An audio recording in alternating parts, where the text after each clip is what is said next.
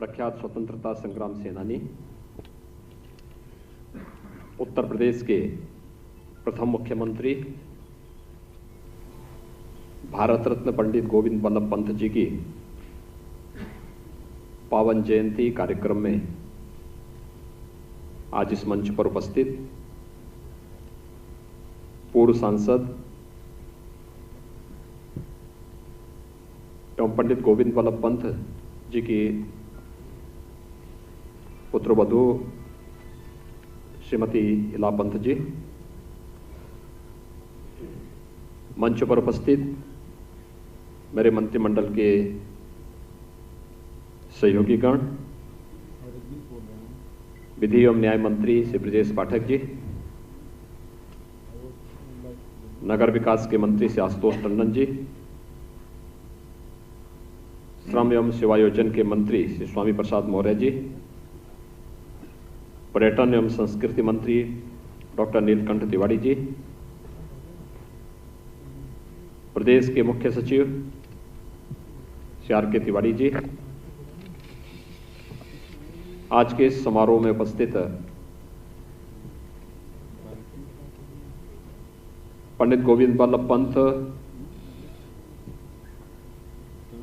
स्मृति समिति से जुड़े हुए सभी पदाधिकारीगण, उपस्थित भाइयों बहनों एवं प्यारे बच्चों,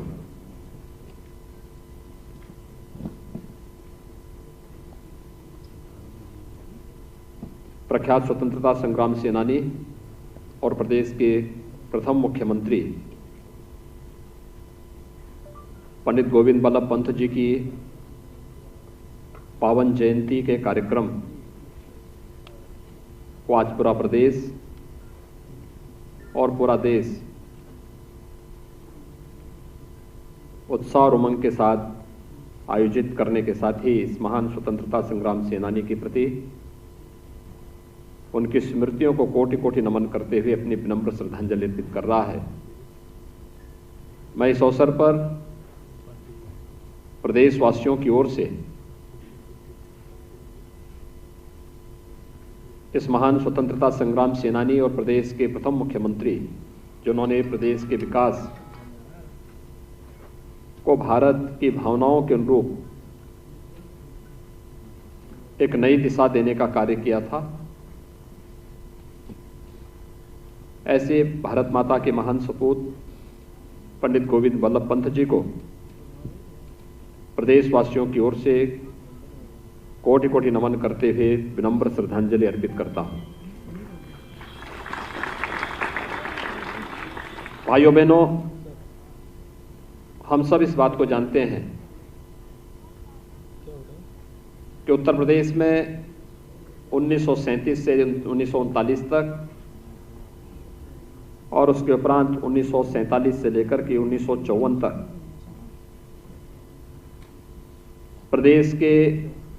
मुख्यमंत्री के रूप में पंडित गोविंद बल्लभ पंत जी का एक यशस्वी नेतृत्व उत्तर प्रदेश को प्राप्त हुआ था। वे प्रख्यात स्वतंत्रता संग्राम सेनानी थे। आज के उत्तराखंड के अल्मोड़ा जनपद के एक छोटे से गांव में उनका जन्म हुआ। प्रारंभिक शिक्षा के बाद प्रयागराज में उन्होंने अपनी उच्च शिक्षा अर्जित की, लेकिन उच्च शिक्षा अर्जित करने के दौरान ही देश की स्वाधीनता के प्रति मन में जो उमंग था, जो एक ललक थी, जो एक उत्साह था, वह उन्हें देश के स्वतंत्रता संग्राम सेनानियों के निकट लाकर के और इस अभियान का एक प्रमुख सेनानी बना दिया। 1921 का गांधी जी के आह्वान पर असहयोग आंदोलन हो या फिर उसके उपरांत भारत छोड़ो आंदोलन या वे सभी अभियान जिन्हें देश की स्वाधीनता के लिए, देश के उस समय के स्वतंत्रता संग्राम सेनानी आगे बढ़ा रहे थे, उनमें प्रत्यक्ष भागीदारी करके उनका नेतृत्व करते हुए उन्होंने अपने जीवन का एक हिस्सा बना लिया था। लखनऊ का काकोरी कांड, जिसमें भारत के खजाने को भारत के खिलाफ अंग्रेजों की इस कुटिलता का जवाब देने के लिए पंडित रामप्रसाद बिस्मिल के नेतृत्व में उस समय के क्रांतिकारियों ने इसी लखनऊ के काकोरी नामक स्थान पर अंजाम दिया था। बाद में पकड़े जाने पर पंडित गोविंद वल्लभ पंत जी के द्वारा ही उन क्रांतिकारियों के पक्ष में अपील की गई। उनके मुकदमों को लड़ने के लिए एक अभियान उस समय उन्होंने चलाया था। वो अलग विषय है कि उस समय के कांग्रेस के कुछ नेताओं ने असहयोग के कारण उन्हें सफलता नहीं प्राप्त हो पाई, लेकिन क्रांतिकारियों के उस क्रांति के आह्वान का समर्थन करते हुए उनका न्यायालय में उनकी पैरवी करने के लिए स्वतःस्फूर्त भाग के भाव के साथ जाना, यह स्वाधीनता आंदोलन के उन पक्षों को, क्योंकि महात्मा गांधी इसे तो प्रेरित थे ही, लेकिन गोपाल कृष्ण गोखले के आह्वान पर क्रांति की इस ज्वाला को जन जन तक पहुंचाने के इस आह्वान का भी पुरजोर समर्थन करते थे। और यही कारण था कि क्रांतिकारी गतिविधियों में प्रत्यक्ष और प्रत्यक्ष भागीदारी के साथ ही उन सभी क्रांतिकारियों की पैरवी बिना किसी हिचक के उनके द्वारा निरंतर की जाती रही। पंत जी जब उत्तर प्रदेश के प्रथम बार मुख्यमंत्री बने 1937 से 1939 में, उन्होंने मुख्यमंत्री पद को इसलिए छोड़ा क्योंकि इस समय की ब्रिटिश सरकार ने बिना भारत की सहमति के द्वितीय विश्व युद्ध में भारत की सहभागिता सुनिश्चित की और इसके विरोध में उन्होंने अपने पद से त्यागपत्र दे दिया। आजादी के बाद 1947 में फिर से उत्तर प्रदेश के मुख्यमंत्री के रूप में उन्होंने अपना कार्य प्रदेश के अंदर प्रारंभ किया। हम सब जानते हैं कि आज प्रदेश का जो राजकीय चिन्ह है, जिसमें गंगा, यमुना, प्रयागराज का संगम, मर्यादा पुरुषोत्तम भगवान श्री राम का धनुष बाण का उल्लेख उसके साथ किया गया है, यह चिन्ह भी अगर किसी ने सहमति दी, स्वीकृति दी, तो पंडित गोविंद वल्लभ पंत जी ने मुख्यमंत्री के रूप में सहमति दी। यानी भारत और भारतीयता के प्रति, अपनी परंपरा, अपनी संस्कृति के प्रति उनके मन में किस प्रकार का भाव था, ये उत्तर प्रदेश के राजकीय चिन्ह से स्पष्ट हो जाता है। उत्तर प्रदेश नाम, ये उत्तर प्रदेश अवध और आगरा दो संयुक्त प्रांतों से मिलकर के बना था। उत्तर प्रदेश का नाम, जैसे हम 24 जनवरी 1950 को उत्तर प्रदेश के रूप में जानते हैं, यह भी पंडित गोविंद वल्लभ पंत जी की ही देन है, जिसे आज हम उत्तर प्रदेश के रूप में जान रहे हैं। तो स्वाभाविक रूप से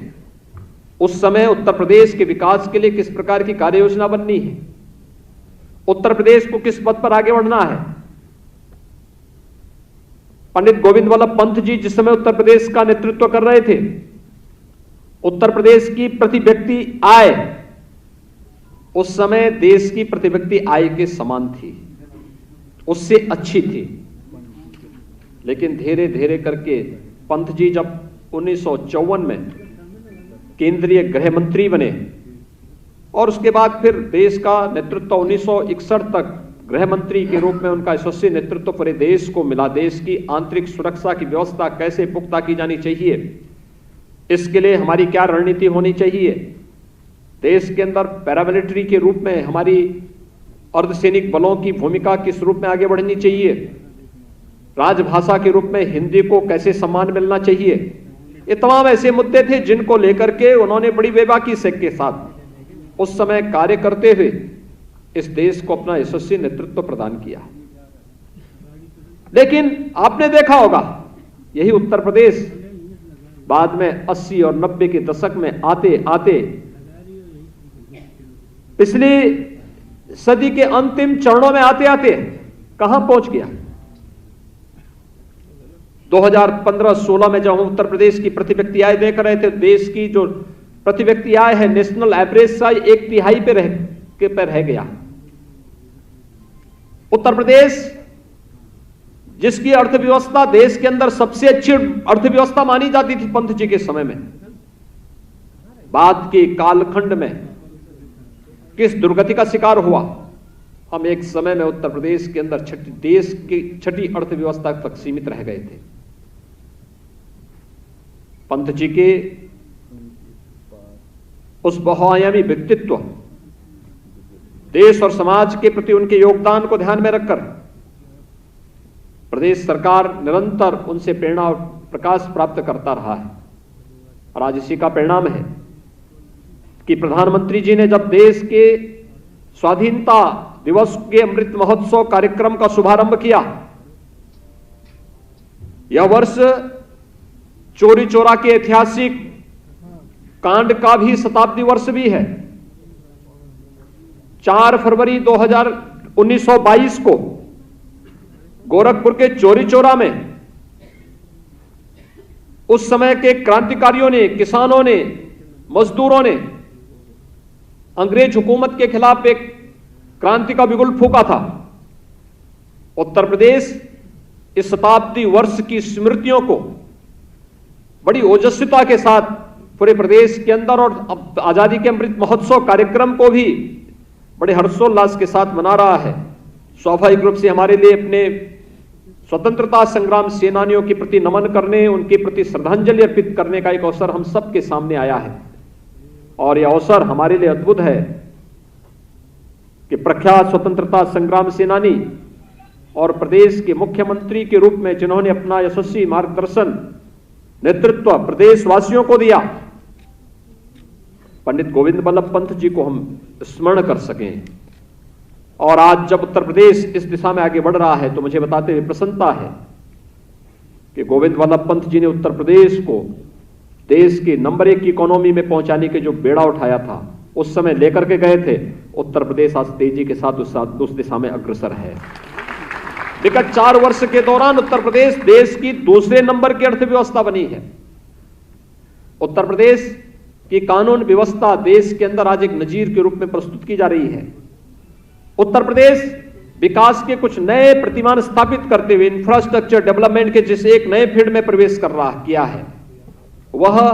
उत्तर प्रदेश को आने वाले समय में उस दिशा में अग्रसर करेगा जहां पर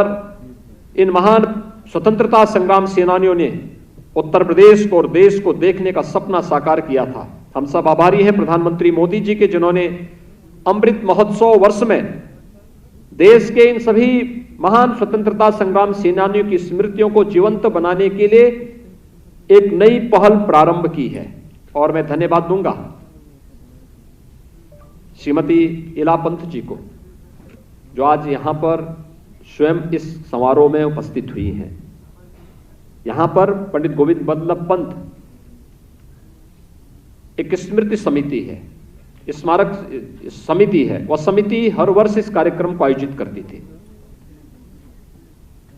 और मुझे प्रसन्नता है कि आज इस वर्ष इस समारोह में आप स्वयं भी इस समारोह में उपस्थित हुई हैं। मैं इस अवसर पर आपका हृदय से स्वागत करता हूं, अभिनंदन करता हूं।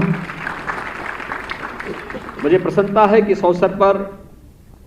आपके पुत्र श्री सुनील पंत जी भी इस कार्यक्रम में उपस्थित हुए हैं, अन्य शुभचिंतकगण उपस्थित हुए हैं। आज उत्तर प्रदेश के सभी 75 जनपदों में ये समारोह आयोजित हो रहे हैं। भारत माता की इस महान सपूत, प्रख्यात स्वतंत्रता संग्राम सेनानी और प्रदेश के प्रथम मुख्यमंत्री पंडित गोविंद बल्लभ पंत जी को हम सभी लोग न केवल उनकी स्मृतियों को नमन करते हुए उन्हें अपनी श्रद्धांजलि अर्पित कर रहे हैं, बल्कि उनकी प्रेरणा और प्रकाश से हम एक नई दिशा प्राप्त कर रहे हैं। इस अवसर पर मैं एक बार फिर से प्रदेशवासियों की ओर से आपका, आपके परिवार के सभी सदस्यों का हृदय से स्वागत करता हूं, अभिनंदन करता हूं और उत्तर प्रदेश के प्रथम मुख्यमंत्री के रूप में उत्तर प्रदेश वासियों को एक नई दिशा देने वाले प्रख्यात स्वतंत्रता संग्राम सेनानी पंडित गोविंद वल्लभ पंत जी को उनकी पावन जन्म जयंती समारोह के अवसर पर उनकी स्मृतियों को कोटि कोटि नमन करते हुए प्रदेशवासियों की ओर से उन्हें विनम्र श्रद्धांजलि अर्पित करता हूं। धन्यवाद। जय हिंद।